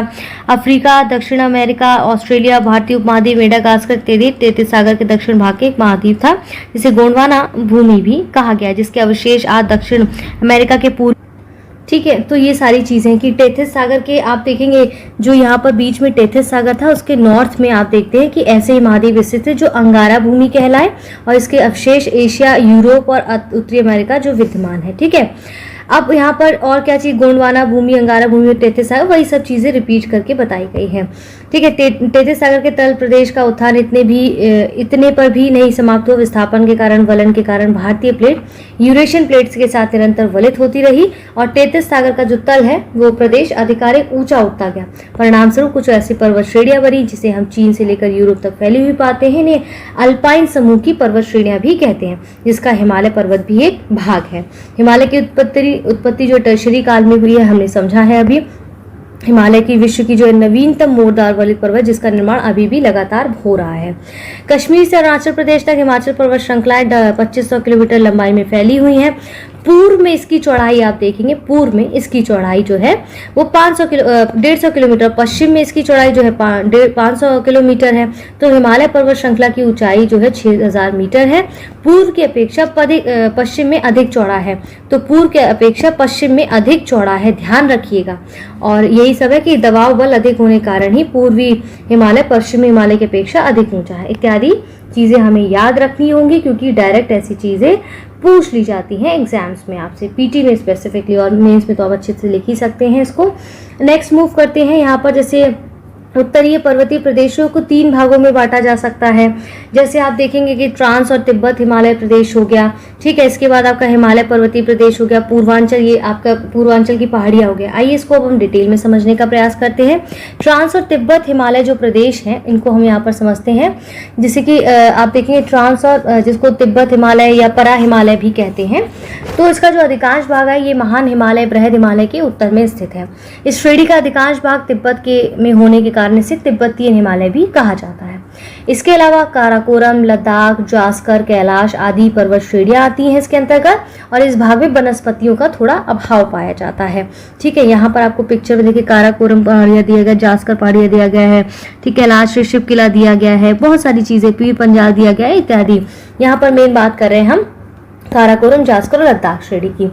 ट्रांस हिमालय का निर्माण हिमालय से पहले हो चुका था, ठीक है। इसकी जो सबसे ऊंची चोटी है वो गॉर्डन ऑस्टिन, जिसको हम K2 कहते हैं, आपने सुना होगा, ठीक है। गॉर्डन ऑस्टिन या माउंट जो है K2 कहते हैं, इसी में स्थित है। और जो भारत की सबसे ऊंची चोटी और विश्व की दूसरी सबसे ऊंची चोटी ये काराकोरम पर्वत श्रेणी में ही स्थित है, ठीक है। आप देखेंगे जैसे ये ट्रांस हिमालय की जैसे काराकोरम श्रेणी जो है पश्चिम की ओर पामीर घाट और पूर्व की ओर कैलाश श्रेणी तक फैली है, जिसमें अलग अलग ग्लेशियरों का जो है विकास हुआ है, जैसे कि विश्व प्रसिद्ध सियाचिन, वाल्टोरो, बियाफो, हिस्पर ग्लेशियर आदि, ठीक है। और ट्रांस हिमालय की काराकोरम श्रेणी को उच्च एशिया की रीढ़ यानी कि बैकबोन ऑफ हाई एशिया कहा गया। किसको? ट्रांस हिमालय की काराकोरम श्रेणी को। तो ट्रांस हिमालय बृहद हिमालय से ITSZ that means Indo Tsangpo Sutlej जो है सिट्योर जोन द्वारा अलग होता है, और सिंधु नदी ट्रांस हिमालय के जास्कर और लद्दाख श्रेणी के बीच से बहती है, और लद्दाख श्रेणी को बुंजी नामक स्थान पर काटकर भारत की सबसे गहरी गार्ज लगभग 5200 मीटर गहरी का निर्माण करती है। तो ये क्या हुआ आपका ट्रांस या परा हिमालय, जिसे हम ट्रांस हिमालयस भी या तिब्बतियन हिमालय भी कहते हैं। ठीक है, जास्कर श्रेणी हिमालयन श्रेणीज के अंतर्गत आता है। इसके बाद हिमालय पर्वतीय प्रदेशों की यदि हम बात करें तो आप देखेंगे ये समानांतर 3 श्रृंखलाओं में उत्तर से दक्षिण की क्रमशः है, जिसमें बृहद हिमालय या आंतरिक हिमालय, ठीक है, लघु हिमालय, हिमाचल हिमालय, उप हिमालय, वाह हिमालय, शिवालिक श्रेणी कहते हैं। तो आइए इनको डिटेल में समझते हैं। जैसे बृहद हिमालय, आंतरिक हिमालय या हिमाद्री हिमालय जिसको कहते हैं, ग्रेट हिमालय कहते हैं इसको, ठीक है, ग्रेट हिमालय जिसको कहा जाता है। तो ये क्या है कि ये हमेशा बर्फ से ढके रहने की वजह से इसे बर्फीला हिमालय या हिमाद्री के नाम से भी जाना जाता है। इसका विस्तार आप देखेंगे पश्चिम में सिंधु नदी के गाढ़ से लेकर अरुणाचल प्रदेश में नामचा वरवा पर्वत तक फैला हुआ है। और हिमालय की रचना समानांतर वलय श्रेणियों से हुई है, जिसमें बृहद हिमालय सबसे प्राचीन और सबसे सतत कॉन्टिन्यूअस श्रृंखला है। बृहद हिमालय लघु हिमालय से एमसीटी यानी कि मेन सेंट्रल थ्रस्ट द्वारा अलग होता है और इसकी औसत ऊंचाई लगभग 6100 मीटर है। विश्व की सर्वाधिक ऊंची चोटियां इसी पर्वत श्रृंखला में स्थित है, जैसे माउंट एवरेस्ट या सागरमाथा, जैसे नेपाल इसकी सबसे ऊंची चोटी है। महान हिमालय के वलय की प्रकृति जो है असममित होती है और हिमालय के इस भाग का क्रोट ग्रेनाइट से बना होता है। और बृहद हिमालय में पाई जाने वाली प्रमुख पर्वत चोटियों का क्रम कुछ इस प्रकार से आप देख सकते हैं, जैसे कि माउंट एवरेस्ट कितना ऊंचाई पे है, कंचनजंगा है, फिर मकालू है, फिर धौलागिरा है, नंगा पर्वत है, अन्नपूर्णा है, नंदादेवी है, नामचा वारवा है, केदारनाथ, कुछ इस प्रकार से उसका श्रृंखला रहती है उसकी ऊंचाई के हिसाब से। ठीक है, तो ये सब चीजें हैं। इसका बृहद हिमालय के पूर्वी भाग में आप देखेंगे पश्चिम के कंपैरिजन में अधिक ऊंचाई पर बर्फ पाई जाती है और बृहद हिमालय का पर्वतीय ढाल जो है उत्तर की ओर हल्का होता है, दक्षिण की ओर तीव्र होता है। इसका प्रमुख कारण क्या है? इंडो ऑस्ट्रेलियन प्लेट द्वारा लगाए जाने वाला अभिसारी बल। हमने समझा था अभिसारी, अपसारी और रूपांतरित बल को। बृहद हिमालय के मध्यवर्ती भाग में ही गंगा, यमुना और उनकी सहायक नदियों का उद्गम होता है और इन पर्वत श्रेणी को काटकर बहने वाली नदियां जैसे सिंधु, ब्रह्मपुत्र, अलकनंदा और पूर्वती नदियों का एक अच्छा उदाहरण प्रस्तुत करती हैं।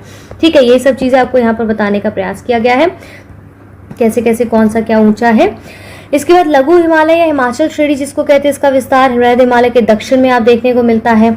इसकी चौड़ाई 80 से 100 किलोमीटर के बीच है, औसत ऊंचाई इसकी 3700 से 4500 मीटर के बीच है। ठीक है, और यहाँ पर क्या है, एमसीटी इसके उत्तर में MCT that mean main certain thrust और दक्षिण में एमबीएफ यानी कि मेन बाउंड्री फॉल्ट संरचना पाई जाती है। ये हिमालय सर्वाधिक असम श्रृंखला है, रग्ड श्रृंखला है। बृहद और लघु हिमालय के बीच में कश्मीर घाटी, लाहौल स्फीति, कुल्लू और कांगड़ा घाटियां अवस्थित है और कश्मीर घाटी में हिमोर निक्षेप द्वारा निर्मित संरचना को करेवा कहते हैं। और करेवा जो है केसर की खेती के लिए बहुत प्रसिद्ध है, जिसे जीआई टैग भी कश्मीर में दिया गया है। लघु हिमालय श्रेणियों को महाभारत श्रेणी या हिमाचल श्रेणी के नाम से भी जाना जाता है। इन श्रृंखलाओं का निर्माण अत्यधिक संपीड़ित और परावर्तित शैलों से हुआ है। ठीक है, लघु हिमालय को पश्चिम से पूर्व की ओर निम्नलिखित श्रेणियों में विभाजित किया गया, जैसे जम्मू कश्मीर पीर पंजाल श्रेणी, धौलाधर श्रेणी या कांगड़ा और कुल्लू की प्रसिद्ध घाटियां हैं, मसूरी श्रेणी, महाभारत श्रेणी इत्यादि। नेपाल में है, कोई उत्तराखंड में, कोई हिमाचल प्रदेश में है, कोई जम्मू कश्मीर में है, इत्यादि चीजें हैं। ठीक है, यहाँ पर लघु हिमालय के अंदर छोटी छोटी श्रेणियां पीर पंजाल, धौलावीरा, नाग टिब्बा, महाभारत श्रेणी हमने अभी देखा। धौलाधर पीर पंजाल के दक्षिण में अवस्थित पर्वतीय क्षेत्र है। इसके बाद आते हैं यहाँ पर शिवालिक श्रेणी या भाई हिमालय श्रेणी जिसको हम जानते हैं शिवालिक श्रेणी के नाम से, बहुत इंपॉर्टेंट है, समझिएगा जरा इसको। जैसे हिमालय की सबसे दक्षिण की श्रेणी में हम शिवालिक श्रेणी के नाम से जानते हैं। हिमालय की अन्य श्रेणियों के कंपैरिजन में शिवालिक श्रेणियां कम ऊंचाई पर होती हैं और हिमालय पर्वत से निकलने वाली नदियों के द्वारा लाए गए अवसादों के निक्षेपण और उसमें वलन पड़ने से शिवालिक की उत्पत्ति हुई है। इसलिए इसकी औसत ऊंचाई सबसे कम होने के साथ यह हिमालय की नवीनतम पर्वत श्रृंखला भी है। इसका विस्तार आप देखेंगे पाकिस्तान के पोटवार बेसिन से लेकर असम के दिहांग तक है और शिवालिक और लघु हिमालय के बीच कई समतल संरचनात्मक घाटियां भी हैं। पश्चिम में इन्हें दून और पूर्व में इन्हें द्वार कहते हैं, जिसके द्वारा देहरादून या हरिद्वार कहा जाता है। ठीक है, और इसके बाद शिवालिक के निचले भाग को तराई कहते हैं क्योंकि ये दलदली और वनाच्छादित प्रदेश है। HFF यानी कि हिमालयन फ्रंटल फॉल्ट शिवालिक को भारत के उत्तरी मैदान से और MBF यानी कि मेन बाउंड्री फॉल्ट लघु हिमालय से अलग करने वाली संरचना है। यहाँ तक समझ आ गया आपको कौन कौन सी इसमें श्रेणियां हैं, क्या कहा जाता है इत्यादि चीजें। शिवालिक को अरुणाचल प्रदेश में डाफला, मिरी, अपोर, मिशमी पहाड़ियों के नाम से जाना जाता है। शिवालिक को लघु हिमालय से अलग करने वाली घाटियों को पश्चिम में दून या पूर्व में द्वार कहते हैं, जिसमें हरिद्वार और देहरादून है। ठीक है, पूर्वांचल की पहाड़ियां जो है आपकी, पूर्वांचल की पहाड़ियों में आप देखते हैं इसमें क्या क्या है। पूर्वी पहाड़ियां पर्वत में आप देखेंगे कि जैसे आप उत्तरी पूर्वी राज्यों में आप इस जोन में देखते हैं और इनमें कई भारत और म्यांमार की सीमा रेखा फैली है, कई देश के आंतरिक हिस्से जैसे पटकुई भूमि है, नागा पहाड़ियाँ, ठीक है, पटकुई भूमि हो गया, नागा पहाड़ियाँ होगा, मिजो श्रेणी हो गया, इत्यादि चीजें इसके अंतर्गत आती हैं। हिमालय के प्रादेशिक विभाजन की यदि मैं बात करूं तो इसमें भी आप इस तरह से देख सकते, जैसे आप देख रहे हैं हिमालय के प्रादेशिक विभाजन में पंजाब हिमालय, कुमायूं हिमालय, ठीक है, नेपाल हिमालय हो गया, असम हिमालय हो गया। आइए इसको पिक्चर से समझते हैं तब आप बेहतर समझ पाएंगे किस डिवीजन की बात की जा रही है। जैसे आपका पंजाब हिमालय हो गया, सिंधु और सतलुज नदी के मध्य में ये अवस्थित है, ठीक है। इसको और देखिए, जो नीचे लिखा है उसको समझने का प्रयास करिए। जैसे सिंधु नदी सतलुज नदी के मध्य अवस्थित है, पर्वतीय भाग जम्मू कश्मीर हिमाचल प्रदेश में विस्तृत है। इसमें लद्दाख, पीर पंजाल, जास्कर पर्वत श्रेणियां, रोहतांग और जोजिला दर्रा अवस्थित है। कुमायूं हिमालय में सतलुज और काली नदी के मध्य अवस्थित है, ये उसके बीच में विस्तृत है। इसके बाद देखते हैं, जैसे पंजाब हिमालय से ये अधिक ऊंचा भाग है और भागीरथी यमुना नदियों का उद्गम क्षेत्र भी है, और इसी हिमालय में बद्रीनाथ केदारनाथ भी इसकी प्रमुख चोटियां हैं। नंदा देवी कुमायूं हिमालय का प्रमुख शिखर है और ये मुख्यतः उत्तराखंड में अवस्थित है। नेपाल हिमालय काली और तीस्ता नदी के मध्य में ये हिस्सा अवेलेबल है, बटा हुआ है, ठीक है, जिसमें आप देखेंगे ये पर्वत प्रदेश हिमालय का सबसे लंबा प्रादेशिक भाग है, काली नदी से तीस्ता नदी तक लगभग 800 किलोमीटर की लंबाई में विस्तृत है। और विश्व की सबसे ऊंची चोटी, सबसे ऊंची पर्वत श्रृंखला है माउंट एवरेस्ट, कंचनजंगा, धौलागिरी, मकालू इसी श्रेणी में अवस्थित है, ध्यान रखिएगा, ठीक है। असम हिमालय की यदि मैं बात करूं तो इसमें तीस्ता नदी से लेकर दिहांग यानी कि ब्रह्मपुत्र तक 720 किलोमीटर की लंबाई में फैला हुआ है। इस हिमालय में नागा पहाड़ियां, मणिपुर, मिजो, खासी आदि पहाड़ियां अवस्थित है। इस भाग की प्रमुख नदियां दिहांग, दिबांग, लोहित और ब्रह्मपुत्र हैं। सतलज, गंगा, ब्रह्मपुत्र का मैदान, उत्तर का विशाल मैदान इत्यादि इसमें अवस्थित है। यहाँ तक समझ आ गया? जो चीज आपको पढ़ाई है वही चीज यहाँ पर नीचे आपको मेंशन की गई है, ठीक है। तो घबराना नहीं है, इसका चाहे तो आप स्क्रीनशॉट ले सकते हैं। मैं थोड़ा धीरे धीरे से इसको स्क्रॉल कर देती हूँ यहाँ पर, ठीक है। नेपाल हिमालय, असम हिमालय, तो ये सारी चीज़ें हमने कवर कर लिया। यहाँ पर आपके सर के कॉन्टैक्ट नंबर दिए गए, इन पर संपर्क करके किसी कोर्स में एडमिशन ले सकते हैं। इसमें उत्तरी राजस्थान, पंजाब हिमालय से लेकर ये सब चीज़ें हम देखिए, इसमें मैदान सतलज, गंगा, ब्रह्मपुत्र से सहायक नदी में लाकर जमा की गई काप मिट्टी से बना है, बहुत ही उपजाऊ है। अरावली पर्वत श्रेणी सिंधु सतलुज समूह गंगा नदी समूह के बीच जल विभाजन का काम करती है, और इस मैदान में पश्चिमी पूर्वी भाग क्रमशः पश्चिमी पूर्वी मैदान कहलाते हैं। पाताल तोड़ कुएं ऐसे प्राकृतिक जल स्रोत माने जाते हैं जो धरातल से स्वयं ही प्रकट होते हैं और सतह पर जल निकलता रहता है। परंतु जल स्रोत और पाताल तोड़ कुएं में अंतर होता है। प्रथम में जल स्वयं ऊपर आ जाता है, लेकिन दूसरे में पाताल तोड़ मनुष्य को धरातलीय स्तर पर अपने पहले कुआं खोदना पड़ता है और बाद में जल स्वयं निकलने लगता है। तो पाताल तोड़ जो कुएं हैं भारत में तराई क्षेत्र में ज्यादा पाए जाते हैं, इंपॉर्टेंट फैक्ट है। यदि हिमालय पर्वत श्रेणियां नहीं होती तो क्या होता है, जो अधिकांश भाग है साइबेरियन की जो आने वाली शीत लहरें उनसे बहुत ज़्यादा हमें प्रभाव डालती है वो हमारे ऊपर, ठीक है।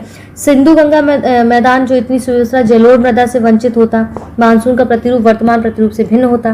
भारत में कोयले के विशाल भंडार यहाँ की गोंडवाना शैलों में पाया जाता है, इसी लॉरेंशिया और गोंडवाना लैंड की जो बात करते हैं भारत इस हिस्से में आता है। ये आपका टेथिस सागर था जब हमने प्लेट परिवर्तन पढ़ा।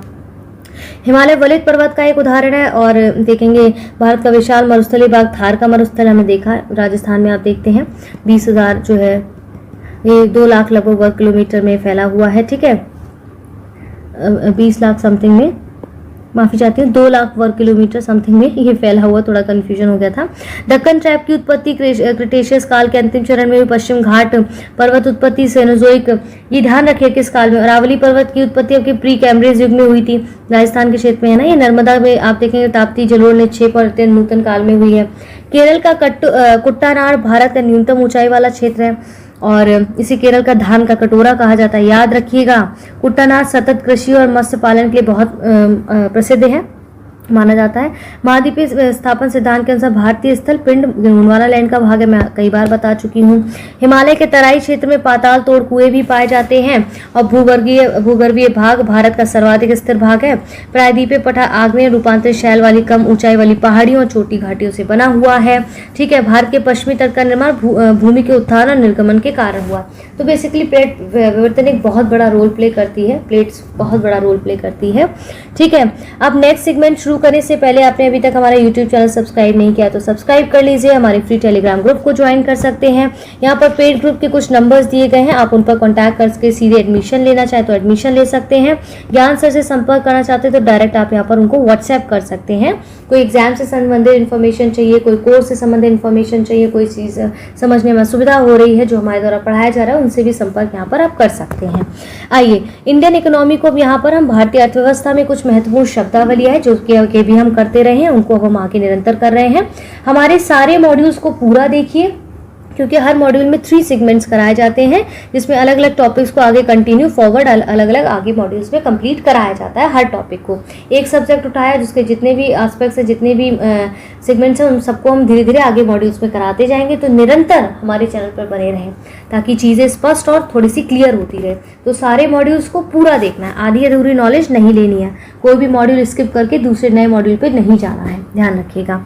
अर्थव्यवस्था से संबंधित महत्वपूर्ण शब्दावली है, उनकी कुछ डेफिनेशन है। फॉर एग्जाम्पल एक्सपोर्ट प्रमोशन क्या होता है, आइए इनको हम डिटेल में समझते हैं। देखिए सिंपल सी बात है, निर्यात एक्सपोर्ट प्रमोशन दैट मीन्स यहाँ पर ऐसी नीतियाँ या ऐसी रणनीतियाँ अपनाई जाए ताकि हमारा आर्थिक समृद्धि हो, हमारी विदेशी मुद्रा कमाने के जो ध्येय है वो काफ़ी अच्छे हों और विदेशी भंडारण हमारा दिन प्रतिदिन बढ़ता रहे। इन नीतियों के निर्यात बाधाओं को दूर किया जाता है, तो निर्यात एक्सपोर्ट प्रमोशन है। इसके बाद एम्प्लॉयज़ क्या होते हैं, ठीक है, एम्प्लॉयज़ जिसको हम कहते हैं कि वे स्वनियोजित जो अपना काम स्वयं करते हैं, कुछ भागीदारों की सहायता से चलते हैं, प्राय श्रमिकों को इस उद्यम में संचालन के लिए काम में रखते हैं। एम्प्लॉयर्स कौन होते हैं, वही यहाँ पर सिंपल सी बात कही गई है। क्वांटिटेटिव रिस्ट्रिक्शंस क्या होते हैं, परिणात्मक प्रतिबंध क्या। देखिए क्वांटिटेटिव रिस्ट्रिक्शंस में क्या होता है, रिस्ट्रिक्शन मतलब किसी चीज़ पे रिस्ट्रिक्शन किया जाता है। दैट मीन्स आप देखेंगे जैसे उदाहरण के तौर पर चाइना का माल कितना सस्ता मिलता है अन्य देशों में, अगर हम भारत की बात करें तो क्या करते हैं कि बहुत ज़्यादा सस्ता माल बेचेंगे तो भाई हमारा लोकल माल तो बिक ही नहीं पाएगा, हमारे इंडिया में जो माल बन रहा है उसे तो कोई खरीदेगा नहीं इतने कम दाम पर। अगर हमें कोई दूसरा प्रोडक्ट मिल रहा है तो गवर्नमेंट क्या करती है कि उस पर इंटरनल जैसे कि उस पर ड्यूटीज़ और बढ़ा देती है, उस पर टैक्सेस और बढ़ा देती है उनके माल पर, ताकि लोग ज़्यादा से ज़्यादा अपने घरेलू माल को खरीदें। ठीक है, तो देश में आयात होने वाली वस्तु की मात्रा नियत करना है और इसमें घाटे को कम करना है basically. Clear?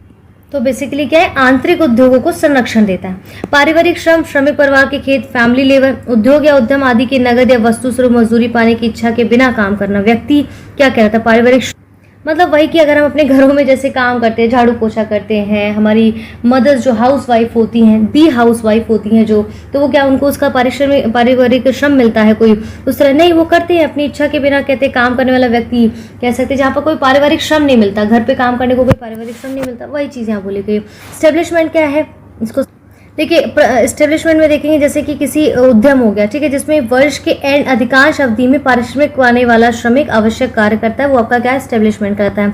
Foreign direct investment क्या होता है, किसी देश की आंतरिक संरचनाओं, संयंत्रों, संस्थाओं, विदेशी परिसंपत्तियों का निवेश करना। ठीक है, इस शेयर बाजार में लगी विदेशी पूंजी शामिल नहीं होती है। तो यहाँ पर क्या है कि इसमें क्या होता है कि यहाँ पर फॉरेन जो कंपनीज होती है वो इंडिया में आके इस्टेब्लिश होती हैं और वहाँ की इंडिया की लैंड यूज़ करती है, यहाँ के लोगों को रोज़गार देती हैं। ठीक है, यहाँ के रॉ मटेरियल को यूज़ करती है, तो डायरेक्टली इनडायरेक्टली आप देखेंगे अच्छा और बुरा दोनों प्रकार के प्रभाव डालती हुई परिस्थितियों में आप देखेंगे पर्यावरण को भी कहीं ना कहीं क्षति पहुँचाती विकास करने के लिए, तो इसका इनडायरेक्टली आप देखेंगे एक दुष्प्रभाव भी है जो अल्पकालिक सट्टेबाजी के लिए आया है, जो कभी भी समाप्त हो सकता है। एक ये भी जो है डर हमेशा बना रहता है इनके इन्वेस्टमेंट में। प्रति व्यक्ति है पर कैपिटल इनकम क्या है, किसी अवधि विशेष में नेशनल इनकम और राष्ट्रीय जनसंख्या का अनुपात आपका पर कैपिटा इनकम कहलाता है। क्या कहलाता है, पर कैपिटा इनकम। अब यहाँ पर क्या है, जैसे वेरीज टू एंट्री, वे कारक जो किसी उद्योग में प्रवेश के इच्छुक फर्मों का आगमन कठिन बना देते हैं और ये अवरोध उस उद्योगों में लगी पुरानी फर्मों को प्रभावित नहीं करते हैं, केवल नई फर्मों पर ही लागू होते हैं। कुछ वेरियर्स होते हैं एंट्रीज पर, वो उनके कुछ टर्म एंड कंडीशंस को देखकर लगाए जाते हैं। जैसे मैटरनल मोर्टेलिटी रेट जो होता है MMR जिसको बोलते हैं, ये प्रसव काल में माताओं की मृत्यु ड्यूरिंग द डिलीवरी में, ठीक है, मृत्यु और सजीव जन्मों का अनुपात है। कई बार सजीव जन्मों के साथ गर्भपात का भी योग बन जाता है। अनुपात की गणना 1 वर्ष की अवधि के लिए की जाती है। मतलब इन शॉर्ट है कि बच्चों को जन्म देते समय कितने माताओं की मृत्यु उस टाइम हो जाती है, ये चीज़ बताएगी। बजट घाटा, सरकार की आय और कर राजस्व द्वारा उसके व्यय का पूरा ना होना आपका क्या कहलाता है, बजट। दैट मीन्स जो गवर्नमेंट की इनकम है और जो उनको जो राजस्व प्राप्त होता है, टैक्सेस प्राप्त होते हैं, वो उनके खर्च को पूरे नहीं कर पाते, मतलब कम पड़ जाते। तो इस तरह से जब उनके व्यय पूरे नहीं हो पाते इन दोनों सोर्सेज से, तो इसको क्या दिखाता है, कहीं ना कहीं बजटरी डिफिशिट दिखाता है, बजट में घाटा दिखाता है। ब्रुटलैंड कमीशन ये 1983 में पर्यावरण समस्याओं को ध्यान में रखने के लिए ये आयोग को लाया गया। ये एक रिपोर्ट तैयार की गई जिसमें धारणीय विकास की परिभाषा बहुत ही बड़े लेवल पर इसको लाया गया था। ठीक है, अनएम्प्लॉयमेंट क्या होता है, बेरोजगारी, सभी व्यक्ति जो काम के अभाव के कारण बेकार बैठे हैं और रोजगार कार्यालय या मित्रों संबंधियों के माध्यम से या संभावित रोजगारदाताओं को आवेदन देकर रोजगार के लिए अपनी उपलब्धि जो है सूचित कर रहे हैं। तो इन कार्य की वर्तमान दशाओं, प्रचलित पारिश्रमिक दरों पर काम करने के लिए तत्पर होना चाहिए। तो कुछ इस तरह से आपका अनएम्प्लॉयमेंट होता है। दैट मीन्स वो काम तो करना चाहता है लेकिन उसके पास काम की कमी है, तो बेरोजगारी को इस तरह से यहाँ पर डिफाइन किया गया है। बैलेंस ऑफ पेमेंट किसी देश के वर्ष भर की अवधि में शेष यानी कि सरप्लस विश्व के से चालू और पूंजीगत खातों में हुए समस्त ट्रांजैक्शन लेन देन का सांख्यिकी सार है। उस खाते में अवधि भर के सभी दायित्वों परिसंपत्तियों का ब्यौरा होता है। ये सदैव संतुलन में रहता है। देखिए इसमें बंदोबस्त लैंड रेवेन्यू सेटलमेंट में आप देखेंगे जब अंग्रेजी शासन हमारे देश पर था तो उसमें एक सर्वेक्षण किया गया और सरकार के हित को ध्यान में रखने के बाद प्रत्येक जो भूखंड है उसको उगाए जाने वाले जो राज्य से उसका निर्धारण का निर्णय लिया गया कैसे कैसे इसमें बांटा जाए। तो भूखंड चाहे किसी किसान के अधिकार में हो या महल हो, राजस्व ग्राम या फिर किसी जमींदार के अधिकार में रहा हो, ये अधिकार चाहे स्वामित्व अधिकार का रहा हो या फिर किसी कर्षण अधिकार का रहा हो, इसी के आधार पर भू राजस्व व्यवस्था का इसको बंदोबस्त कहा गया। तो भारत में 3 प्रकार के राजस्व व्यवस्थाएं लागू की गई थी, स्थायी बंदोबस्त या जमींदारी, किसानों के साथ व्यक्तिगत आधार पर राजस्व निर्धारण यानी कि रैयतवाड़ी व्यवस्था, और फिर इसके बाद राजस्व माहलवाड़ी व्यवस्था इसमें लाई गई थी।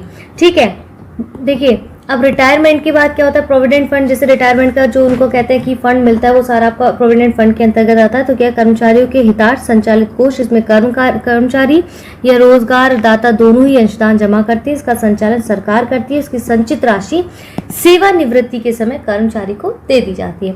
मोर्टेलिटी रेट, ये शब्द मृत्यु पर ही आधारित है। इसमें वर्ष भर में प्रति 1000 जनसंख्या में हुई मृत्यु की संख्या का अभिव्यक्त किया जाता है। ठीक है, इसके बाद यहाँ पर मुद्रास्फीति इन्फ्लेशन क्या होता है, सामान्य की कीमत स्तर में निरंतर।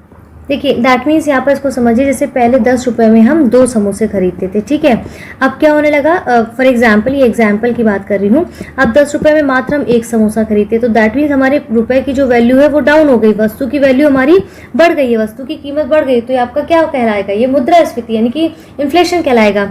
आपका नेशनल प्रोडक्ट इनकम क्या है, किसी देश में उत्पादित वस्तुओं सेवाओं के मूल्य और विदेशों से प्राप्त आय का योगफल, आपका योगफल क्या कहलाता है, नेशनल प्रोडक्ट या इनकम कहलाता है। मॉर्बिडिटी क्या कहलाता है, बीमार पड़ने की प्रवृत्ति। तो ये हमारे देश में रुग्णता के 2 प्रमुख कारण हैं, भीषण स्वास्थ्य संक्रमण और डायरिया। ठीक है, इसका कैरिंग कैपेसिटी क्या होता है ये समझिए। यहाँ पर देखिए वहन क्षमता मतलब किसी चीज को कैरी करने की कैपेसिटी कितनी, तो किसी एक घनत्व विशेष पर जनसंख्या को धारण करने की किसी परिवेश की क्षमता की बात की गई है। तो घनत्व आधारित जनसंख्या का वह अधिकतम आकार जहां पहुंचकर इसकी वृद्धि रुक जाती है और अतः उससे अधिक सीमा तक जनसंख्या में वृद्धि होती रहती है। ठीक है, विभिन्न प्रजातियों की धारण क्षमताएं परिवेश अनुसार भिन्न होती हैं। अनेक कारणों से समय के साथ इसमें परिवर्तन भी संभव है। ये कारण खाद्य सुलभता, पर्यावरण, स्थान आदि भी इसके प्रमुख कारण हो जाते हैं, जिससे कि उसका स्थानांतरण भी होता रहता है लोगों का। ठीक है, जीएसटी आपने देखा होगा, ये पॉलिटी में भी कई बार आपने इसका जो है संशोधन हुआ। फिर किस आप बता सकते हैं यहाँ पर किस आर्टिकल के अंतर्गत आपका जीएसटी आता है, जिसमें सारे ही टैक्सेस को समाप्त करके एक टैक्स लागू करने की बात की गई, वस्तुओं सेवा पर अप्रत्यक्ष कर ये कहा गया। 2017 भारत में इसको कई प्रकार के करों जैसे बिक्री कर, एकल कर को समाप्त करके लागू किया गया। ठीक है, इसके बाद सकल घरेलू उत्पाद की जीडीपी क्या होता है। आप देखिए एक पूरे साल में किसी भी देश में घरेलू क्षेत्र में यानी कि उसकी सीमा के क्षेत्र के अंतर्गत उत्पादित अंतिम रूप से तैयार वस्तु, रॉ मटेरियल उत्पादित अंतिम रूप से तैयार वस्तुओं और सेवाओं का मुद्रा मूल आपका जीडीपी के अंतर्गत आता है। दैट मीन जीडीपी एक देश की आर्थिक शक्ति का मापन होता है। जिस देश की जीडीपी जितनी अच्छी होगी उसको आर्थिक रूप से उतना ही सशक्त और विकसित माना जाएगा। जीडीपी प्रति व्यक्ति को समानता देश के जीवन स्तर का सूचक भी, उसका लाइफस्टाइल कैसे वहां के लोगों का, उनका भी सूचक माना जाता है।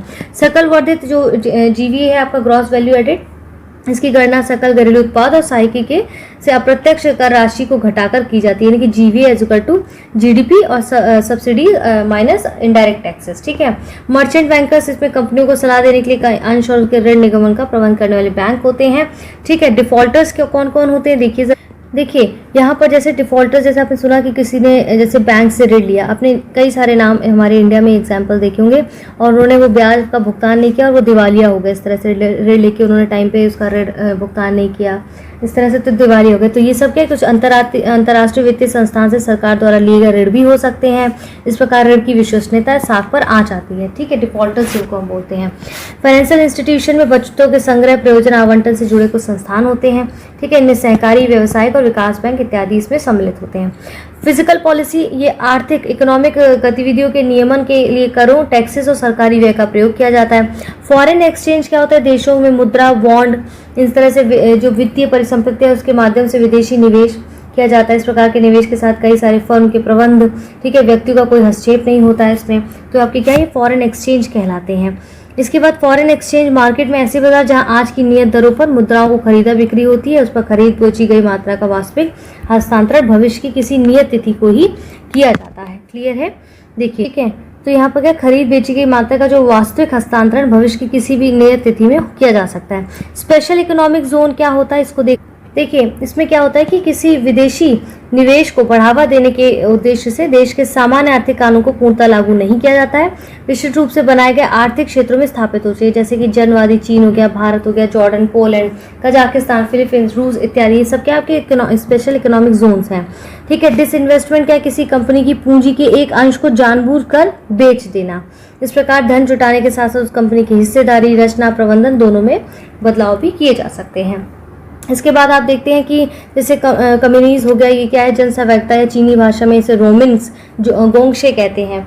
1958 से 85 की टाइम पीरियड में ग्रामीण प्रशासन के 3 स्तरों में सबसे उच्च स्तर था ये, और इसका स्थान नगर प्रशासन ने ले लिया, और कम्यूनों का विभाजन कर उसे उत्पादन वाहिनियों और उत्पाद दलों के पुनर्गठित कर दिया गया। ठीक है। इसके बाद फॉरेन इंस्टीट्यूशनल इन्वेस्टर्स क्या होते हैं, यानी कि संस्थागत विदेशी निवेशक अन्य देशों में आधार वाले बैंक जैसे गैर बैंक संस्थान हो गए, म्यूचुअल फंड्स हो गया, पेंशन कोष हो गया, व्यावसायिक बैंक हो गए, इनमें क्या विदेशी जैसे निवेशक संस्थाएं सम्मिलित होती हैं। ये संस्थाएं देश की अपनी एक प्रकार की संस्थाओं से अलग होती हैं। ठीक है। स्टॉक एक्सचेंज हो गया, शेयर, बॉन्ड, इनके निवेश का देश के इकोनॉमिक व्यापारिक परिस्थितियों पर बहुत ज्यादा प्रभाव पड़ता है। फॉरेन इंस्टीट्यूशनल इन्वेस्टर्स हैं। सेल्फ एम्प्लॉयड, अपना कोई खुद का काम करना, स्वतंत्र रूप से संचालन करने में जो व्यक्ति होते हैं, खुद का कोई व्यवसाय करना। ठीक है। इसके बाद यहाँ पर स्टेबलाइजेशन मेजर्स क्या होते हैं, भुगतान शेष में उतार चढ़ाव होना। ठीक है। राजकोषीय मौद्रिक नीतिगत उपाय, सेवा, ग्रेटिट्यूड, आप देखिए ग्रेट्युटी जो होता है सेवानुदान, कर्मचारी के सेवा सर्विस से मतलब हटने के बाद उसे सब उसकी सेवाओं के लिए नियोक्ता से मिलने वाले एक मुश्त मना, वो हमने देखा था ना, उसको लास्ट में उसको दिया जाता है कि लास्ट में एक फंड दिया जाता है, जिसको हमने पढ़ा था उसके ऊपर थोड़ी देर पहले।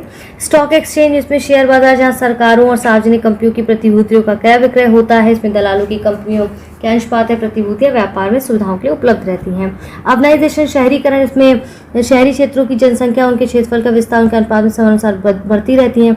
गाँव से लोग कैसे शहरों की तरफ जो है परिवर्तित पलायन होते हैं। स्टॉक मार्केट में शेयर स्टॉक के व्यापार के लिए संस्थान, तो शिशु मृत्यु दर, इंटरनल इन्फेंट मोर्टिलिटी रेट क्या, एक पूरे साल की आयु से पहले ही, 1 साल पूरे होने से पहले ही मृत शिशुओं की संख्या उस वर्ष में जन्मे शिशु की अनुपात संख्या का अनुपात का गुणा 1000 है। ठीक है। ट्रेड यूनियन हम जानते हैं। वर्कर पॉपुलेशन रेशियो क्या है, कि श्रमिकों की कुल संख्या देश की जनसंख्या का अनुपात, तो देश की कुल जनसंख्या का रेशियो कितना श्रमिकों की कुल जनसंख्या का अनुपात होता है, तो इसमें प्रतिशत में व्यक्त किया जाता है। लेबर लॉ, सरकार के द्वारा श्रमिक नियमों के हितों की रक्षा के लिए कुछ नियम बनाए जाते हैं। गरीबी रेखा, ठीक है। निर्यात शुल्क, इसके बाद निर्यात आयात नीति क्या होता है, इसमें निर्यात आयात संबंधी सरकार की इकोनॉमिक कुछ पॉलिसीज होती है, उनको दर्शाया जाता है। शिशु मृत्यु दर, उसको कुछ इस तरह से दर्शाया जाता है। मातृत्व मृत्यु दर हमने पढ़ा है ऊपर भी। ठीक है। कुल प्रजनन दर, महिलाओं का एक काल्पनिक समूह जो बच्चों की औसत संख्या उनकी प्रजनन अवधि के अंत में होगी। ठीक है। इसमें होता है कुल प्रजनन दर 5 से गुणा सभी महिलाओं के लिए आयु विशिष्ट प्रजनन दर का योग होता है। और यही है जेंडर समता सूचकांक जो GPI है, इसमें प्राथमिक शिक्षा में जेंडर समता सूचकांक शिक्षा के प्राथमिक स्तर पर नामांकित छात्रों की संख्या का पुरुष छात्रों की संख्या से अनुपात है। और यही सब चीज़ें शिक्षा के प्रत्येक स्तर के लिए सकल नामांकन अनुपात का उपयोग किया जाता है। लिंगानुपात यहाँ पर जो होता है जिसे लिंग अनुपात भी कहते हैं, और इसमें एक जनसंख्या में पुरुषों का महिलाओं से अनुपात होता है। ठीक है। यानी कि ये जनसंख्या में पुरुषों का अनुपात है। तो फिशर के सिद्धांत के अनुसार अधिकांश यौन प्रजनन प्रजातियों के लिए अनुपात 1:1 है, और विश्व में जन्म के समय लिंगानुपात 107:100 है। ठीक है। कहते हैं ना कितना लिंगानुपात, इतने पुरुषों पर इतनी महिलाएं हैं, इस तरह से यहाँ पर बात की जा रही है। यहाँ तक स्पष्ट हो गया है।